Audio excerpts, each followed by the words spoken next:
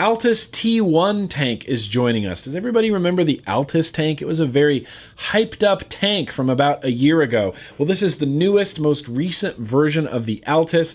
I just recently re-wicked it and filled it up, and we're gonna go up closely and I'm gonna show you that portion right now. All right, so all these pieces down here represent the Altus T1 tank. I just want to show you real fast. This isn't what this segment of the video is about, but I want to show you the juice fill system. It's really super easy. All you do is twist this top. It's spring-loaded. It pops up. You continue twisting, and then you have your little juice fill hole right there. You twist it back, you press it down, you twist it, and then you're good.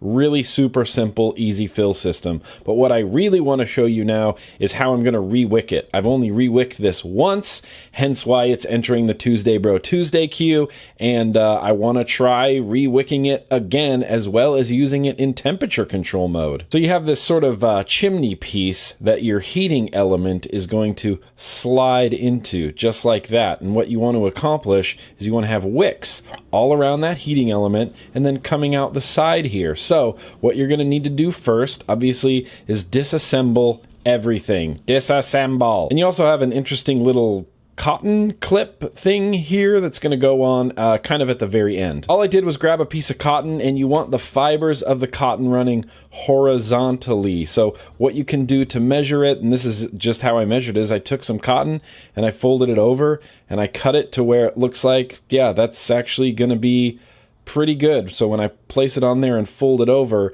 it's going to cover the whole heating element. So you do basically just that. You fold your cotton over the heating element and you hold it on the sides here, and you want to put some tension on it and hold it tight, and then you slide it in here just like this. Then when you kind of get it most of the way in, you can press the rest of it in just like that. Now you have your heating element in there with your cotton poking out the sides. And then when your heating element is in there, you give these a little bit of a pull out like this, so it's sitting nice and flush against that heating element. You don't want any gaps between that heating element and the cotton. You want the cotton constant contact with that heating element, nice and snug. Then you take your little cotton clippy guy and you kind of just press this just like that right into the middle. So it's gonna kind of hold that cotton right against the heating element. Now you're gonna have to cut off this excess cotton, but you have to be careful not to cut this sort of silicone, stopper here at the bottom. So I'm going to take my short scissors and I'm just going to trim it down.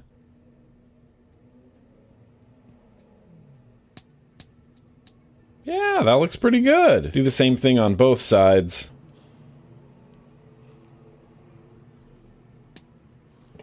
Just like that. And then you take this cotton kind of on the end, you just fluff it out. Just fluff it out a little bit. Fluff it that way, fluff it that way, fluff it that way, fluff it that way. So you have some nice fluffy cotton on the sides, and you have some nice cotton going through the middle, and that little clip's holding it right against the heating element. And then on the base you can see those notches right there. Well, that's where this is gonna go. It just presses in and sits in there. And then all that's left to do is just screw on the base. And now it's all freshly wicked up. So we're going to fill this up, and we're going to get back out to normal view and try it in temperature control mode.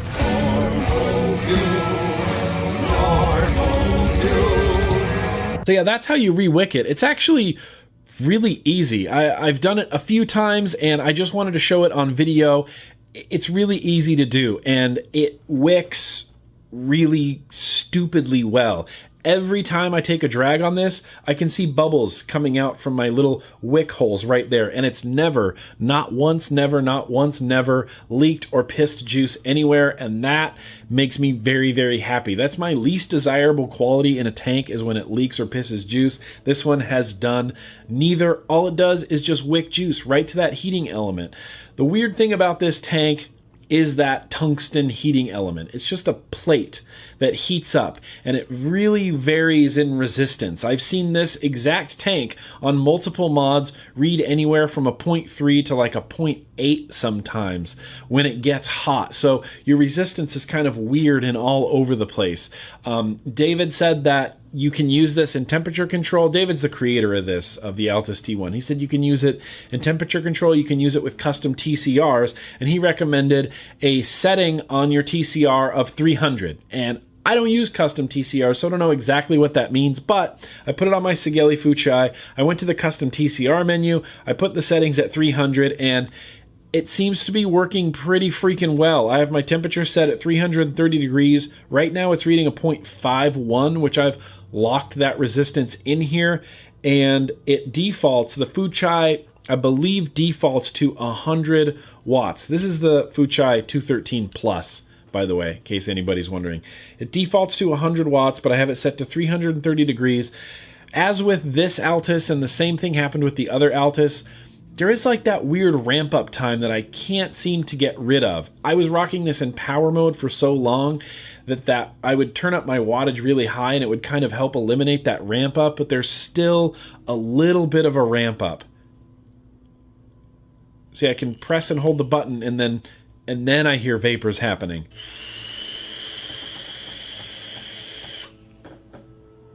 The vape quality that I get from this, very nice. Flavor is on point. I have Grimm Cult Yig in here, and it tastes, this is a juice, this is one of those juices that I've vaped the crap out of. I know exactly how it should taste because it's my juice. It tastes exactly as it should in this tank. The flavor is very nice. And I also really, really like the way that you fill this. You twist the top, it's spring loaded, and then that's it. And then you can take your juice bottle and you go bleh, and you fill it up like this. And this is even one of those big snub nose bottles. Bleh, fill it all up, and then you twist it back on. It's spring loaded, so you press it down and you give it a little bit of a twist, and that's it. It's on and it stays, and it doesn't flood your heating element. It doesn't do anything. It's so super easy to fill. I'm just trying to figure out a way around that slight ramp up time. I'm going to switch this back into power mode actually. See, right now it's reading a 0.54. I have it set to 70 watts, but when I press the button, it kind of goes all over the place. It drops down to like a 0.45 and then back up to a 0.57. So the resistance is kind of going to fluctuate all over the place. But right now it's reading 0.57. I have this set to 70 watts and it's a damn good vape.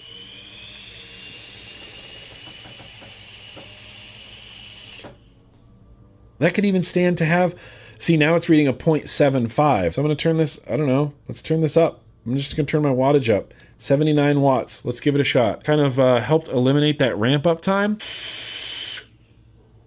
It's nice. It's giving me really nice performance. It's giving me really nice flavor.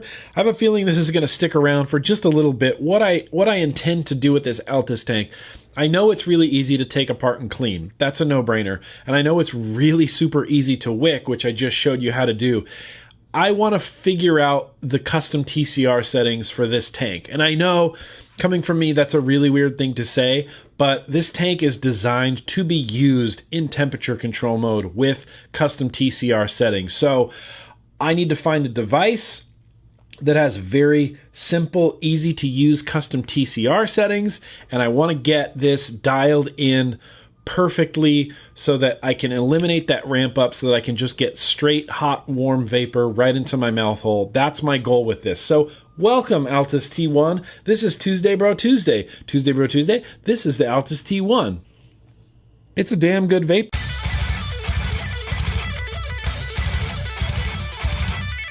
So this is the final week for the Altus T1 from Guo Vape. I have been using this tank just into the ground in every possible way that I can. I've re-wicked it multiple times. I've cleaned it multiple times. I've put different juices on here. I've run it at different wattages, different voltages, and temperature control mode.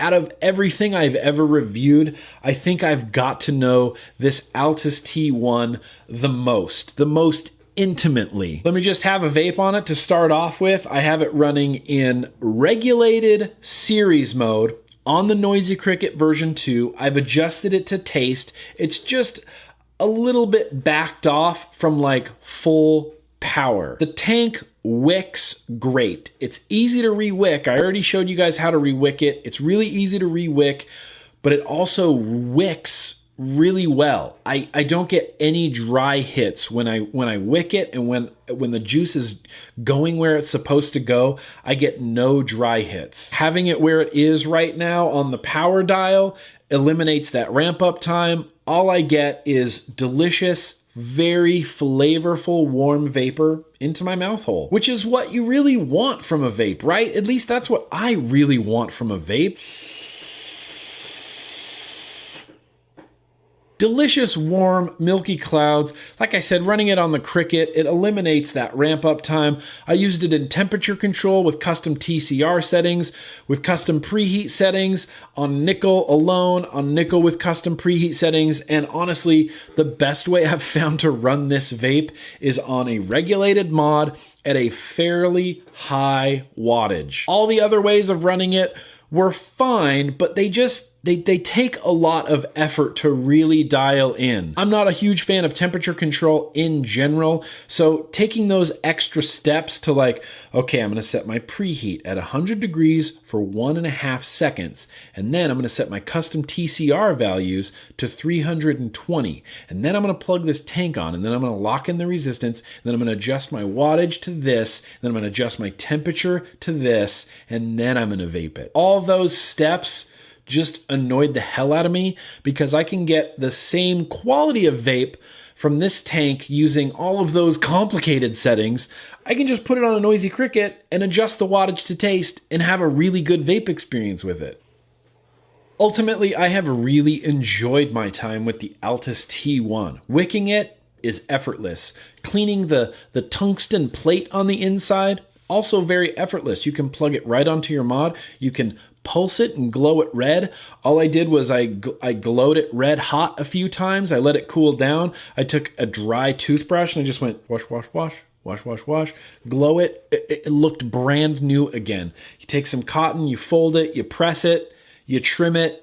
It's good. It's really easy to wick and clean. It's really easy to put together, and it has one of the single best juice fill systems that I've ever used. You just pop the top counterclockwise, it spring loads up, you keep turning it, and then that opens your juice fill hole. And it's really easy to fill. Even with the stubby nosed juice bottles that we use for the Grimm Cult, you can just go bleh and fill it up. You turn it back, press it down, keep turning it.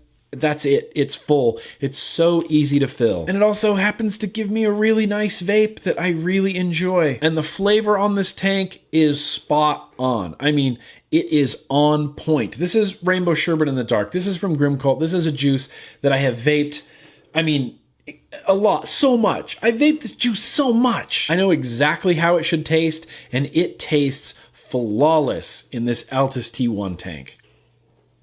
So clicking over to originvape.com, are you going to need your vape budget hands for this? Well, they've dropped the price from 80 to 50 bucks. So 50 bucks, sure. This is a tank that you don't need to replace any parts on, and you don't ever need to rebuild it. It doesn't use a coil head, and it doesn't use coils. It uses a tungsten plate. A plate in there to heat up and vaporize your liquids. So all you have to do is clean it, re-wick it, and you're good to go. There's no coil heads to buy, and there's no coils to build. If you're a person that is into fiddling with things, like fiddling in a sense that there's little parts to like put together. There's a cotton clip that you need to keep track of and place on there, and just little parts to put together. And then like custom TCRs and preheats and things like that. If you're really into fiddling and like dialing your vape in, just finely tuning it, you might want to take a look at the Altus T1. It'll give you a great vape, and you can use it in wattage mode, you can use it in temperature control mode, you can fiddle with all of your preheats and all of your custom TCRs and run it in temperature control mode, or you can go simple and you can run it in wattage mode and it's still going to deliver a really good vape. It's just so different from everything else I have. There's no coil heads, like I said, there's no coil building, like I said. You build it differently, you wick it differently. you do everything differently with this tank. It's just so incredibly unique that it's hard to like compare it to other things. As far as vape quality goes, gives me a really good vape. Now, if we're playing the Aliens game or the FDA game where they come and take all of my vape gear, is the Altus T1, this is the important question, is the Altus T1 tank something I would seek out and buy? It's not going to be very high on my list, but I would like to own this tank. I really enjoy the way that it's put together. It's very well thought out. I love how easy it is to rewick and clean this tank. I like that there's no coil heads to replace. I like that I don't have to build anything to get it to vape. And overall, I really like the vape experience that it gives me.